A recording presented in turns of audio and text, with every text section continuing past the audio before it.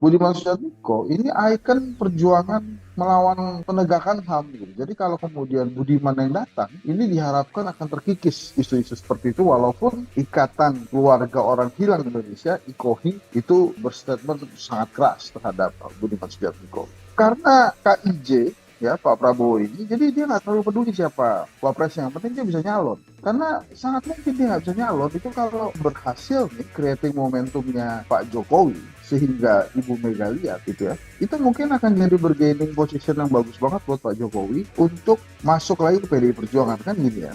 Jadi kalau banyak yang bilang, jelas kalau saya tidak salah bukan dari kubu koalisi perubahan untuk persatuan tuh, katanya wah ini bakal dua calon gitu ya, jangan-jangan memang hanya tersisa Ganjar dan Anies Baswedan.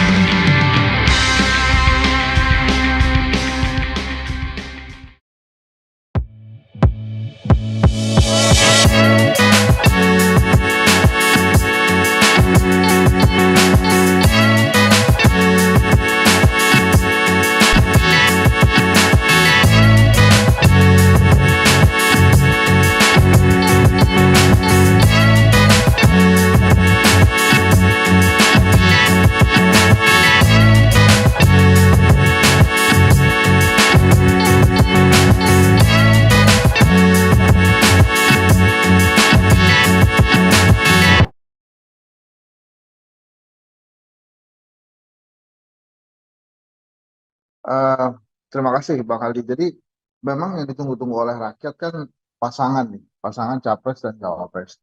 Kalau dari awal diumumkan banyak untungnya buat rakyat ya. Kita bisa cek rekam jejak, visi misi dan lain-lain.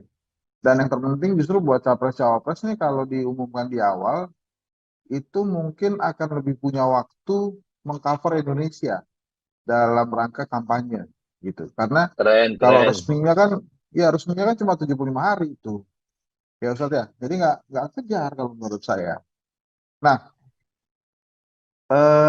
terkait dengan konstelasi pemilihan cawapres itu kan Mas Anies sebetulnya diberikan keleluasaan oleh para anggota koalisi partai politik ya, partai politik anggota koalisi untuk menentukan sendiri cawapresnya.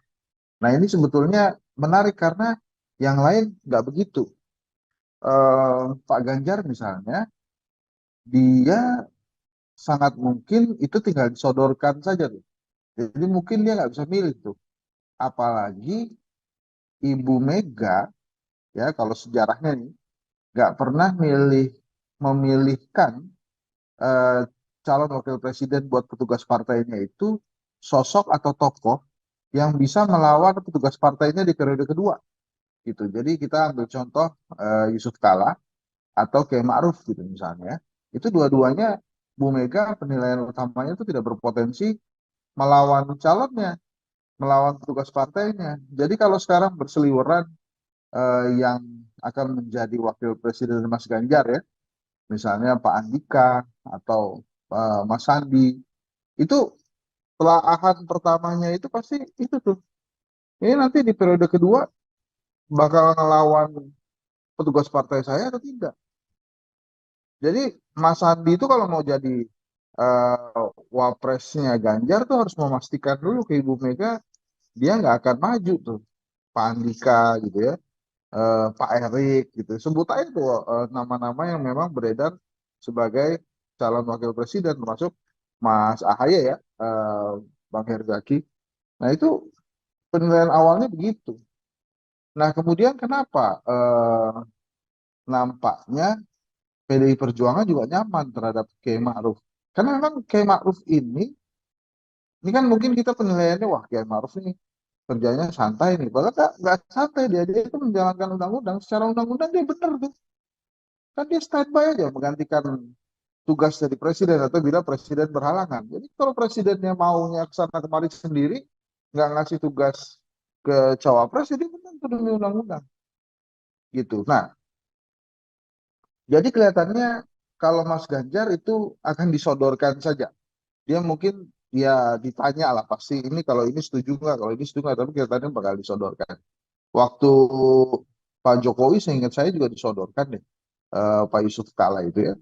Nah, kemudian bagaimana dengan Pak Prabowo? Pak Prabowo ini kan KIJ nih, Koalisi Instruksi Jokowi. Jadi terserah Jokowi aja. Bahkan bisa nggak nyalon dia. Jadi Bang Ali gini, kan kita lihat ya, manuver Pak Jokowi 2 minggu belakangan ini adalah, ini kalau di dalam disertasi saya disebutnya creating momentum. Dia sedang mempersiapkan momentum untuk Pak Prabowo nih Pak Jokowi itu. Dimulai dari Effendi Simbolon, kemudian apa namanya Bang Budi Ari jadi menteri, hingga Budiman Sujatmiko mengunjungi Pak Prabowo. Itu sih saya dari awal yakin betul bahwa kunjungan Budiman Sujatmiko itu arahan dari istana. Itu nggak mungkin dia datang sendiri tuh ngetok-ngetok pintu ngetok pintu Pak Prabowo. Kenapa saya katakan sangat mungkin di istana? Itu yang menyambut satu partai itu, seorang Budiman Sujatmiko datang berkunjung ke rumah Prabowo Subianto, yang menyambut itu pengurus partai Gerindra lengkap, ketua dan sekjen. Jadi sangat nggak mungkin kalau nggak ada arah. Nah, kenapa kemudian harus Budiman ya? Karena Pak Prabowo itu kan salah satu hambatannya yang paling sering diungkit-ungkit itu kan HAM ya. Nah, Budiman Sujatmiko ini ikon perjuangan melawan penegakan HAM gitu. Jadi kalau kemudian Budiman yang datang, ini diharapkan akan terkikis isu-isu seperti itu, walaupun Ikatan Keluarga Orang Hilang Indonesia, IKOHI, itu berstatement sangat keras terhadap Budiman Sujatmiko. Nah, karena KIJ ya Pak Prabowo ini, jadi dia nggak terlalu peduli siapa wapresnya, yang penting dia bisa nyalon. Karena sangat mungkin dia nggak bisa nyalon itu kalau berhasil nih creating momentumnya Pak Jokowi sehingga Ibu Mega lihat gitu ya, itu mungkin akan jadi bargaining position yang bagus banget buat Pak Jokowi untuk masuk lagi ke PDI Perjuangan. Kan gini ya, Ganjar Pranowo itu kan tadinya anak emasnya Pak Jokowi itu. Pak Jokowi terlihat sekali mempersiapkan Ganjar.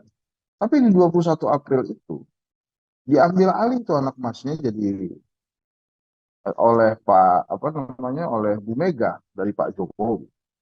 Jadi dia nggak punya bargaining lagi tuh. Nah, kelihatannya dia saat ini sedang mencoba masuk kembali ke PDI Perjuangan dengan ikutan cawe-cawe di Ganjar Pranowo.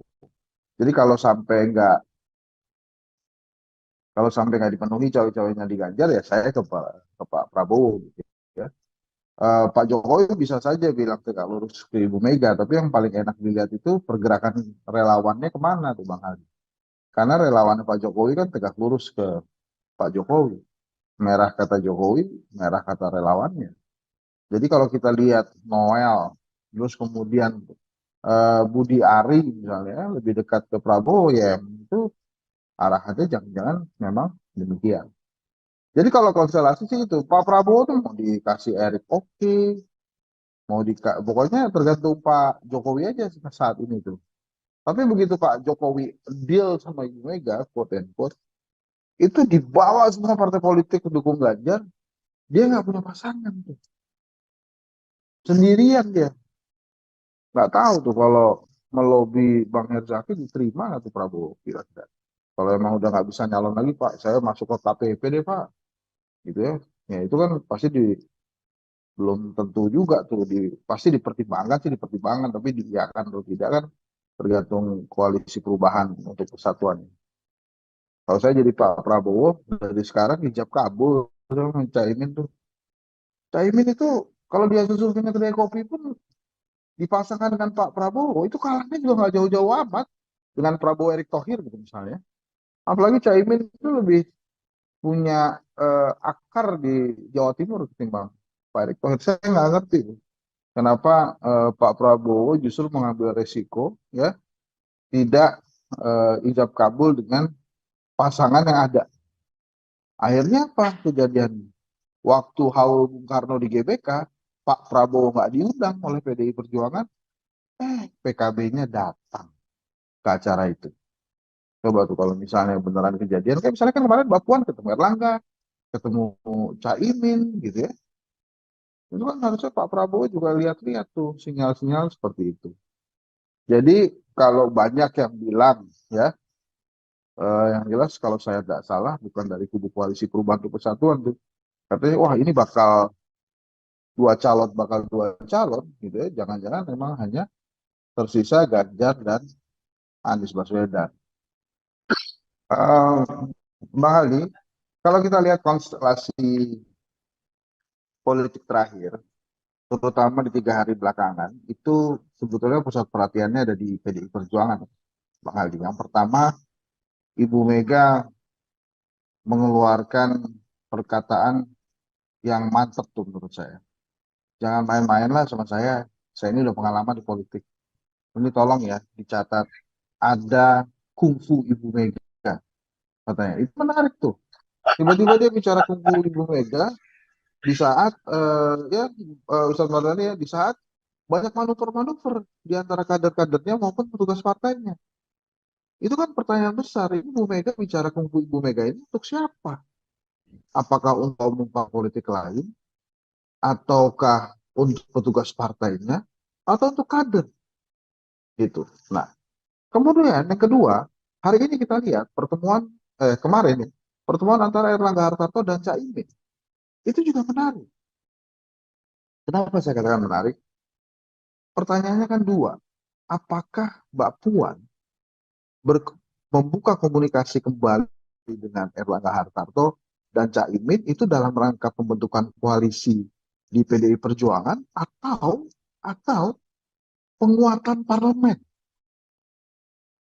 misalnya menghidupkan kembali fungsi yang mati suri, pengawasan kepada kerja eksekutif misalnya. Kalau memang yang kedua itu bagus banget buat rakyat. Bayangkan PDI Perjuangan, partai politik terbesar di DPR, menggalang kembali kekuatan untuk ya menghidupkan kembali fungsi mati surinya DPR, mengawasi kerja eksekutif. Itu pasti Demokrat dan PKS, Nasdem senang banget tuh. Bila memang safari politik Mbak Puan itu bukan hanya sekedar pembentukan koalisi untuk PDI Perjuangan, tapi untuk penguatan pengawasan kerja eksekutif dari DPR. Nah, kenapa saya sebutkan dua hal ini sebagai closing ideas?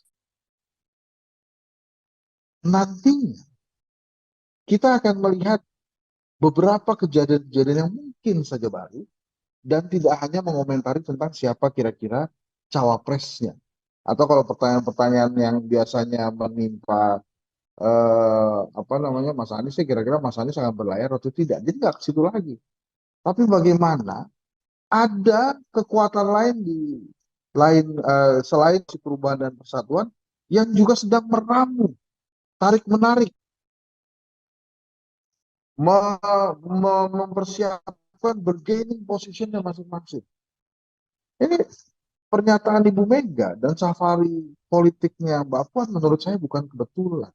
Ada yang gerah kelihatannya dengan manuver-manuver yang dilakukan oleh tokoh yang dimaksud oleh Ibu Mega. Hati-hati, ini tolong dicatat.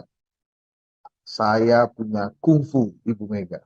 Nah, ini kungfu Ibu Mega ini menarik Bang Haldi. Jadi menurut saya sangat Mantap, bagus mantap. juga kalau kita dengarkan, ya kita dengarkan di closing ideas-nya Ustadz Mardhani tentang dua hal tadi tuh.